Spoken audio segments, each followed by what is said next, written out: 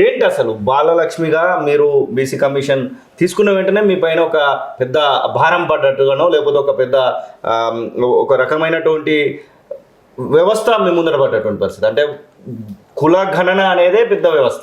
ఆ వ్యవస్థలో మీరు కూడా భాగస్వామ్యం, దాదాపుగా రాష్ట్ర వ్యాప్తంగా కూడా తిరిగారు. అసలు మీరు తిరుగుతున్నటువంటి నేపథ్యంలో అసలు ఏమనిపించింది మీరు చేస్తున్నటువంటి పని విషయంలో? ముందుగా మాకు ఇది భారం అని అయితే మేము అనుకోలేదు. ఎందుకంటే బీసీ కమిషన్ అంటే బీసీల అభ్యున్నతి కోసం పనిచేసేది. గౌరవ ముఖ్యమంత్రి గారు కమిషన్ చైర్మన్ అండ్ మెంబర్స్గా మమ్మల్ని నియమించిన తర్వాత మేము నిర్వహించవలసినటువంటి గురుతర బాధ్యత ఏదైతే ఉందో దాంట్లో భాగంగా మేము పబ్లిక్ హియరింగ్స్కి వెళ్ళడం జరిగింది. ఆ పబ్లిక్ హియరింగ్స్ స్టార్ట్ చేసినప్పుడు మేమే BC commission and BC dedication కమిషన్గా కూడా మాకే బాధ్యత ఇవ్వడం జరిగింది ప్రభుత్వం.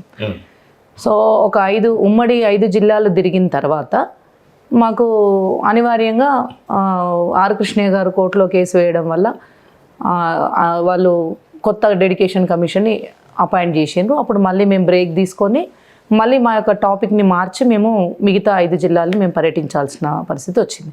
అయితే ఇటువంటి సందర్భంలో మొదట మేము 5 జిల్లాలు తిరిగినప్పుడు డెడికేషన్ కమిషన్ హోదాలో తిరిగాం. అంటే వాళ్ళ సామాజిక రాజకీయ పరిస్థితులు, వాళ్ళకు ఎటువంటి రిజర్వేషన్స్ ఎట్లా ఇవ్వాలి అనేది, వాళ్ళ పరిస్థితులు ఎలా ఉన్నాయి అనేది ప్రధాన ఎజెండా. తర్వాత మళ్ళీ వాళ్ళకు ఉన్నటువంటి స్థితిగతులు, పరిస్థితుల మీద మేము వాళ్ళకు ఒక రాజకీయ రిజర్వేషన్లు మినహాయించి మిగతా అన్ని అంశాల పట్ల ఒక అవగాహన కల్పించుకునే విధంగా మేము వెళ్ళటం జరిగింది. ఆ వెళుతున్నటువంటి క్రమంలో ఉమ్మడి 10 జిల్లాలలో మేము ఎటువంటి ఎజెండాతో వెళ్ళినప్పటికీ కూడా ప్రజలు ఎవరైతే బీసీ కులాలకు సంబంధించినటువంటి వ్యక్తిగతంగా వచ్చిన వాళ్ళు ఉన్నారు, కుల సంఘాలుగా వచ్చినటువంటి వాళ్ళు ఉన్నారు, వివిధ సంఘాలు ఏర్పాటు చేసుకున్నటువంటి ఎంప్లాయీస్ యూనియన్స్గా ఉన్నటువంటి వాళ్ళు ఉన్నారు, వివిధ పార్టీలకు సంబంధించిన వాళ్ళు వచ్చిండ్రు, కాంగ్రెస్, బీఆర్ఎస్, బీజేపీ, వివిధ లెఫ్ట్ పార్టీలకు సంబంధించిన వాళ్ళు, బీఎస్పీకి సంబంధించి చాలా, అంటే పార్టీలుగా ఉన్నవాళ్ళు, సంఘాలుగా ఉన్నవాళ్ళు, వ్యక్తులుగా ఉన్నవాళ్ళు అందరూ కూడా రావటం జరిగింది. వచ్చినప్పుడు వాళ్ళు ప్రధానంగా వ్యక్తం చేసినటువంటి అంశాలన్నిటిలలో కూడా సామాజిక, రాజకీయ, ఆర్థిక ఎదుగుదల అనేటువంటి విషయంలోనే ప్రధాన ఎజెండా ఉమ్మడిగా అందులో నిగూఢమైనటువంటిది. సో మేము ప్రధానంగా చెప్పదలుచుకుంది ఏంటంటే కొన్ని కులాలు, అంటే అణగారిన కులాలుగా ఉన్నటువంటి వాళ్ళు, ఇంకా బీసీలో ఇంకా అంటే ఏమాత్రం గుర్తింపు లేనటువంటి స్థాయిలో ఉన్నటువంటి కులాలు మనకు వచ్చి కలవడం, అంటే గత ప్రభుత్వంలో ఉన్నప్పుడైనా గత కమిషన్లకైనా కలిసిన వాళ్ళే, బట్ మాకు కూడా వాళ్ళు కలవడం జరిగింది.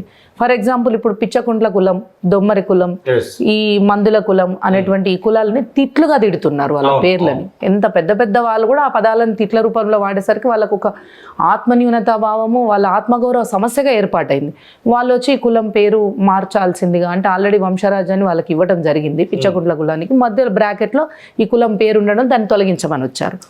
ఇట్లా ఈ రకంగా వాళ్ళ ఆత్మగౌరవ సమస్య, ఎందుకంటే వాళ్ళ పిల్లలు స్కూల్స్లో, కాలేజెస్లో, అంటే వాళ్ళ తాత ముత్తాతల కాలంలో వాళ్ళు చదువుకోలేకపోయినరు, వాళ్ళ పిల్లలు చదువుకునేటప్పుడు ఈ పేరుతో ఉండేసరికి సమాజంలో వాళ్ళకు ఒక ఇబ్బందికరమైన వాతావరణం ఏర్పడ్డది. ఇట్లా కులాల మార్పు, అంటే పేర్ల మార్పుకు సంబంధించి, అలాగే కొన్ని కులాలు ఇప్పుడు రజక కులము, కుమ్మరి కులము, ఇట్లాంటి కులాలు కొన్ని పేరుని సినానియంగా కొత్త పేరుని యాడ్ చేయమని చెప్పేసి వాళ్ళు, దోబి అని రజక కులం వాళ్ళు, ప్రజాపతి అని చెప్పి కుమ్మరి కులం వాళ్ళు, ఇట్లాంటి కొన్ని కులాలు అట్లా పేర్లు అడగటం జరిగింది. వీటితో పాటు ప్రధానంగా మాకు వచ్చిన అంశాలలో ఇప్పుడు బీసీలకు సంబంధించి ప్రమోషన్స్లలో రిజర్వేషన్ లేదు. ప్రమోషన్స్లో రిజర్వేషన్ లేకపోవడం వల్ల బీసీ ఎంప్లాయీస్, బీసీ లీడర్స్ కూడా వచ్చి అడగడం జరిగింది. అలాగే బీసీల మీద పెడుతున్నటువంటి అట్రాసిటీ కేసుల విషయంలో ఎస్సీ ఎస్టీలు పెడుతున్నటువంటి అట్రాసిటీ కేసులు ఎక్కువ బీసీల మీదనే అయిపోతున్నాయి. మరి మా కులాలను కూడా రారాపోరా అన్నట్టుగానే మాట్లాడతారు కదా, గమ్లోడా, షాలోడా, కుమ్మరోడా అని ఇట్లా అంటారు కదా మమ్మల్ని, మరి మేమెందుకు పెట్టకూడదు అట్రాసిటీ కేసు? మాది కూడా ఆత్మగౌరవ సమస్యే కదా, మాకు కూడా అట్రాసిటీ కేసు కావాలి అనేటువంటి విధంగా ఒకటి. చదువులో, విద్యాపరంగా, ఉద్యోగాల పరంగా ఇవాళ వాళ్ళకు ఆర్థికంగా నిలదొక్కుకోవడానికి కార్పొరేషన్స్, ఫెడరేషన్స్ ఏర్పాటు చేసి నిధులు సమకూర్చే విషయంలో, రాజకీయంగా రావాల్సినటువంటి రిజర్వేషన్ల విషయంలో, ఇలా ఒక్కొక్క అంశాన్ని మా ముందు వాళ్ళు రిప్రజెంటేషన్స్కి ఇవ్వడం జరిగింది. ఇలాంటి అంశాలన్నింటినీ కూడా మేము ఉమ్మడి 10 జిల్లాలు తిరిగినప్పుడు వాళ్ళ నుంచి మేము తెలుసుకున్నటువంటి సమాచారం. ఇప్పుడు తెలుసుకున్న సమాచారాన్ని బీసీ కమిషన్ మళ్ళీ మేము కూర్చొని ప్రథమంగా కులాల పేరు మార్పిడి ప్లస్ సినానియంగా పెట్టవలసిన పేర్లకు సంబంధించి మళ్ళీ ఒక కొత్త నోటిఫికేషన్ ఇచ్చి మొన్న జనవరి 2025 మొన్న జనవరి 18వ తారీఖు వరకు మేము మళ్ళీ ఒక 8 కులాలకు సంబంధించిన పేర్ల మార్పు ప్లస్ పేర్లు సినానియంగా ఆడేవాటి వాళ్ళ నోటిఫికేషన్ ఇచ్చి పిలవటం జరిగింది.